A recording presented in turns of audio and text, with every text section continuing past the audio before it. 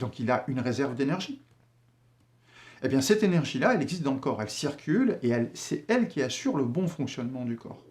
Alors, aujourd'hui, on n'a pas de moyen, je dirais la science moderne, n'a pas de moyen de mesurer cela, de pouvoir observer exactement quels sont les circuits que l'énergie emprunte dans le corps pour activer les différentes fonctions.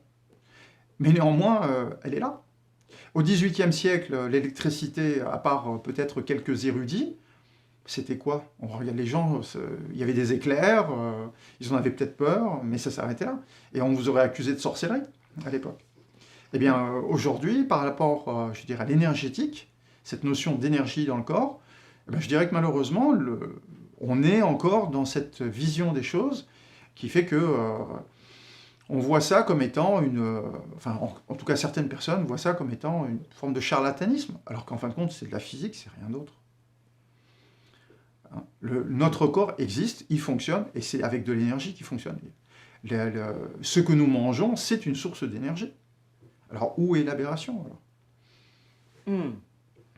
Et donc l'énergie, elle va circuler, bon, en médecine chinoise, on va dire qu'elle circule dans les méridiens. Oui, c'est ça, c'est le terme utilisé. Tu peux expliquer ce qu'est un méridien? Alors, un méridien, on va dire si on prend un atlas d'acupuncture, un méridien, ce sont des lignes qui parcourent le corps à la surface. En tout cas, c'est comme ça qu'on peut le voir sur les schémas.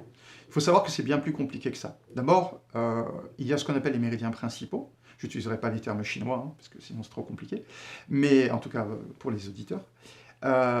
Mais vous avez donc des méridiens qui parcourent tout l'ensemble du corps, de haut en bas et de bas en haut.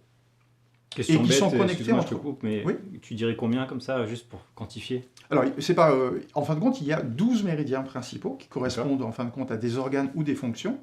Et il y a ce qu'on appelle deux merveilleux vaisseaux, qui sont deux grandes réserves d'énergie dans le corps, qui sont en fin de compte sur la ligne médiane ici.